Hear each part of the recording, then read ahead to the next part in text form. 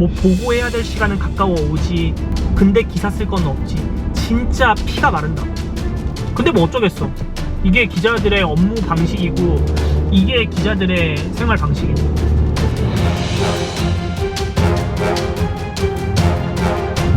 자, 여러분 안녕하세요. 오늘은 저번 시간에 예고를 했던 대로 기자라는 직업의 단점에 대해서 얘기를 해볼 겁니다. 근데 제가 이 컨텐츠를 준비하면서 생각을 좀 해봤어요. 기자라는 직업의 단점이 되게 많을 줄 알았어. 근데 생각해보니까 그렇게 단점이 많진 않아요. 오히려 장점은 가지수가 많아. 근데 반면에 기자라는 직업의 단점은 내가 생각했을 때 큰 틀에서 2개 정도? 되게 가지수가 적습니다. 근데 문제는 그 단점이 가지수가 적은 만큼 되게 크리티컬한 문제예요. 요 2가지 단점에 대해서 오늘 얘기를 한번 해볼게요.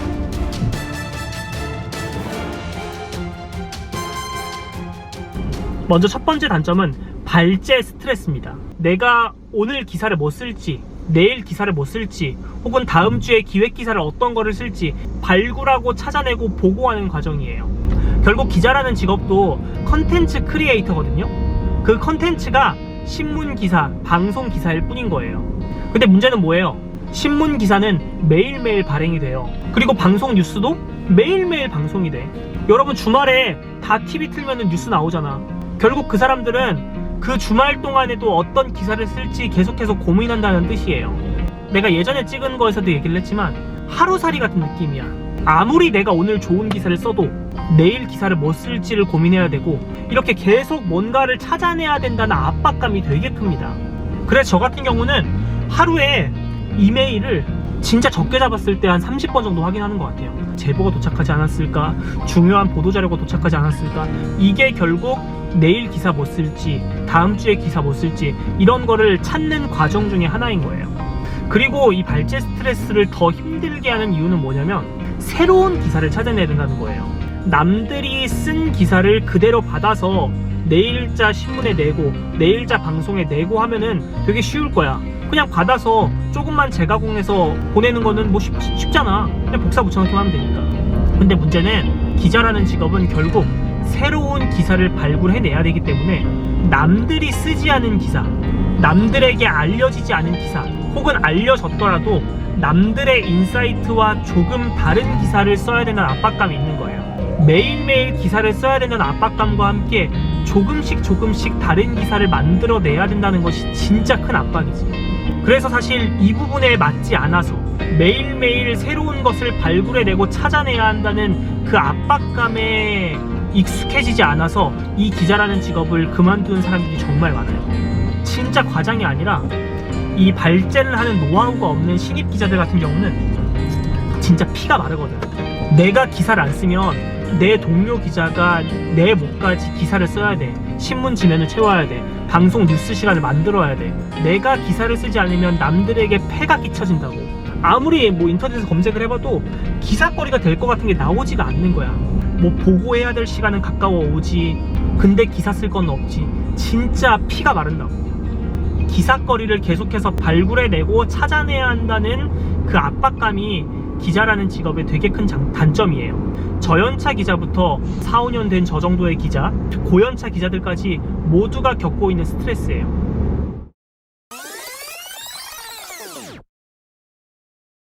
근데 이 발제 스트레스 같은 경우는 어느 정도 극복이 되는 요소입니다. 365일 동안 365개의 정말 새로운 기사를 매일매일 발굴해서 써야 돼.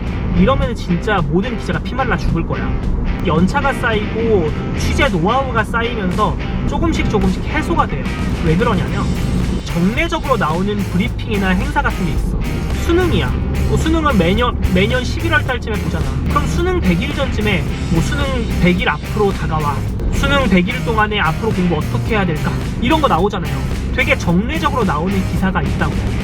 수능 100일 전 기사, 뭐 수능 한 달 전 기사, 뭐 세금이 부과되는 달에 세금 관련 기사, 되게 정례적으로 나오는 이벤트들이 있어요. 어느 정도 기자들이 이때쯤에는 요런 기사가 나오니까 나도 요런 기사를 쓰려고 대응을 하고 있어야겠다, 이렇게 감각이 생기는 거지. 몇 년 동안 취재 활동을 해보면. 그리고 정기적이진 않은데 비정기적인 뭐 기자회견, 간담회, 또 청문회 이런 것들이 있어요. 저 같은 경우는 국토교통부를 담당하는 기자인데 국토교통부 산하기관인 한국부동산원이라는 곳에서 매주 목요일날 서울의 집값이 얼마나 올랐는지, 경기도의 집값이 얼마나 올랐는지 이런 것들을 집계해서 자료를 발표를 해요. 매주 목요일에는 이런 자료가 나오니까 나는 이런 자료를 이렇게 처리를 해야겠다라고 이렇게 생각을 하고 있는 거지. 그렇게 되면은 아무래도 새로운 것을 발굴해내야 된다는 부담감이 조금 덜어져요. 그리고 또 발제 스트레스를 조금 덜 수 있는 방법은 뭐냐면 동료들을 활용을 하는 거예요. 그러니까 동료들과의 커뮤니케이션을 하는 거지. 예를 들어서 내가 되게 중요한 제보를 받았어요. 근데 이 제보 같은 경우는 되게 심각한 이슈라서 1, 2주 정도 걸릴 것 같아, 취재하는 기간 동안. 그러면은 동료 기자들에게 양해를 구해서 제가 이런 기사를 쓰고 있는데 취재 시간이 이 정도 걸릴 거니까 내가 평소에 기사를 쓰는 것에서 최소한의 것만 내가 쓰고 나머지 시간에는 이 취재에 집중을 하겠다. 다른 분들이 뭐 지면을 막고 방송 뉴스를 만드는 시간을 막아줘서 내 취재 시간을 좀 확보해달라. 이런 식으로 양해를 구할 수가 있는 거예요. 이런 식으로 이 발제 스트레스는 조금씩 덜어지기는 해요. 근데 문제는 저연차 기자들은 이런 루틴에 익숙하지 않다 보니까 내일 기사 뭐 쓰지? 모레 기사 뭐 쓰지? 이렇게 하루하루 앞만 보고 있으면은 되게 막막하고 진짜 스트레스야. 피가 마른다고. 근데 이런 기자의 생활 루틴에 익숙해지다 보면은 이런 발제 스트레스는 되게 크리티컬한 부분이지만 어느 정도 극복이 되는 요소다 라고 할 수 있겠습니다.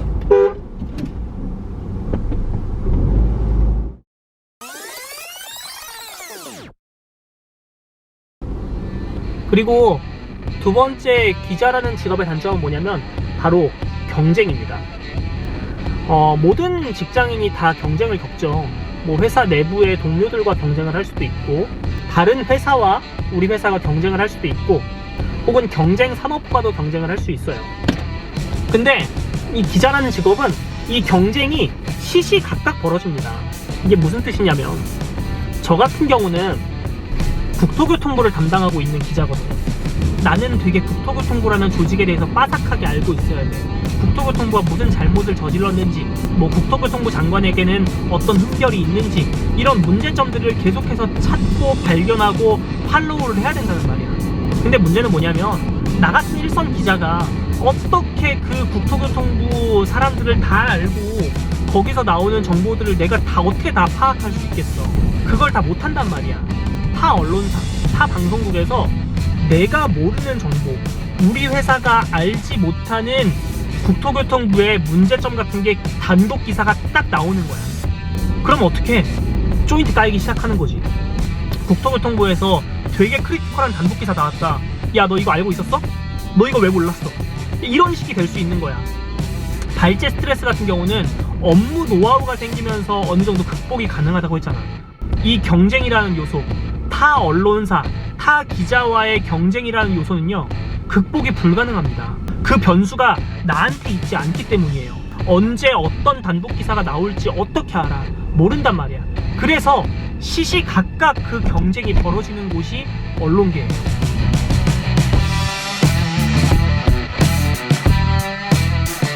근데 이 경쟁에 대한 스트레스는 극복은 불가능해.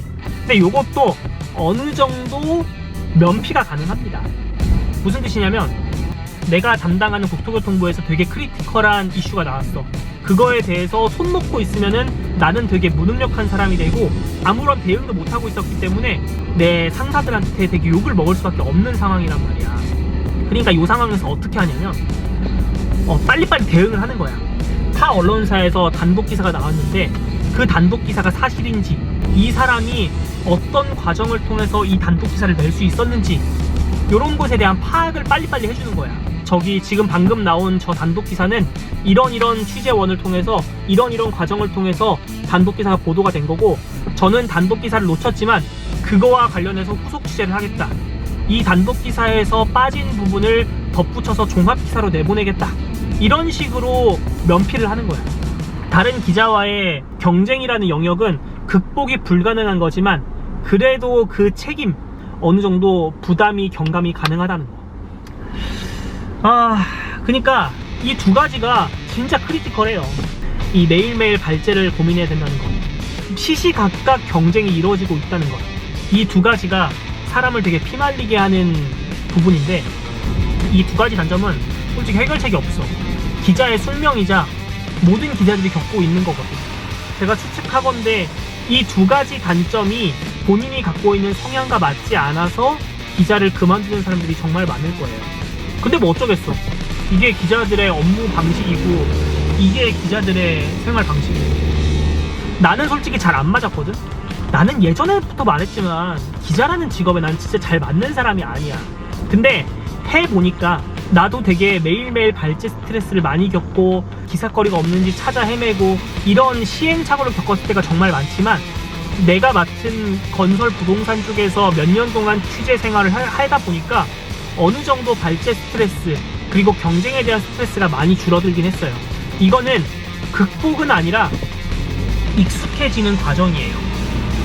뭐 저번 시간에도 뭐 장점을 얘기한다고 해놓고서 단점만 주구장창 나열하고, 오늘도 단점에 대해서만 주구장창 나열하기도 했지만, 이 하루살이 같다는 게 어떻게 보면 매일매일 새로울 수 있다는 것, 매일매일 새로운 경험을 할 수 있다는 것으로 읽힐 수도 있기 때문에 완전히 단점은 아니지 않을까 라고 생각을 하는데 어떠신가요? 아무튼 오늘도 저는 지금 취재 현장으로 가고 있는데, 어쩌라고.